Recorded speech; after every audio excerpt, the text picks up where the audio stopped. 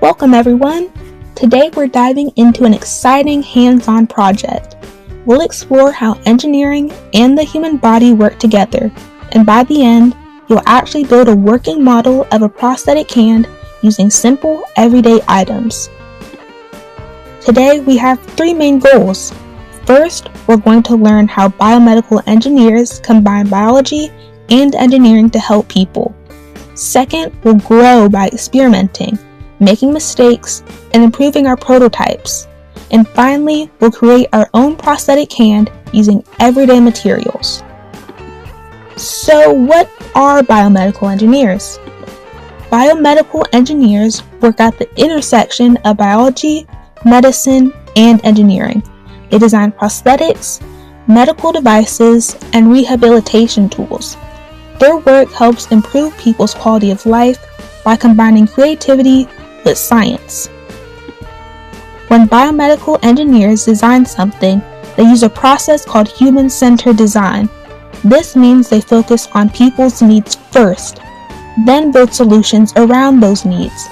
They use empathy, careful testing, and constant improvement to create devices that are safe, comfortable, and helpful. So some background info on our project. Before we start building, let's talk tendons. Tendons are strong cords that connect muscles to bone.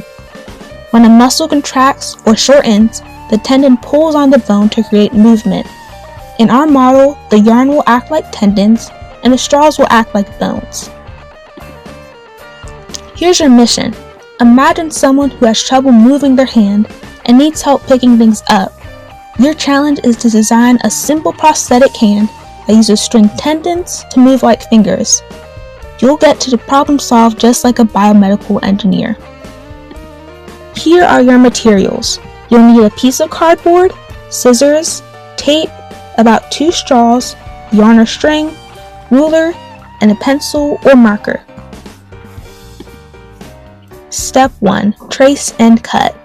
Firstly, trace your hand and a part of your wrist on a piece of cardboard. Then mark where joints will be on each finger and cut it out. Then gently fold along the joints to make the cardboard more flexible. Step 2. Add the straw segments. Cut 14 1 cm straw pieces that fit in between joint areas. These straw pieces are called phalanges. Then tape them along each finger according to the joint markings to guide the yarn. Then cut 5 3 cm straw pieces that will go below the fingers. In anatomy, these straw pieces are called metacarpals.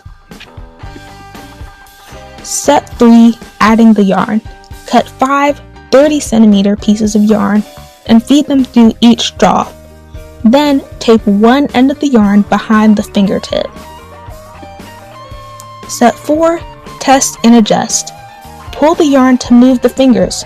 Maybe try to pick up a piece of paper or a paper cup. Then adjust the straw placement or the string tension if necessary. So let's talk about engineering in action.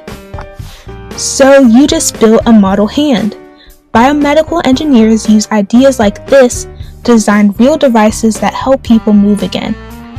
Modern prosthetics use motors, sensors, and 3D printing. They work based on the same muscle and tendon principles. Reflections. Again, congratulations! You just built a working model of a human hand.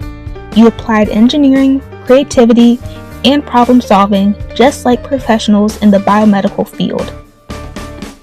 So now let's think like an engineer. What worked well? What didn't? If you had access to more advanced materials like the motors, sensors, or 3D printing like we mentioned, how would you improve your design? And how could your model help someone in the real world? If you would like to share your model, please scan the QR code and send us a picture. Thank you guys for participating and stay creative.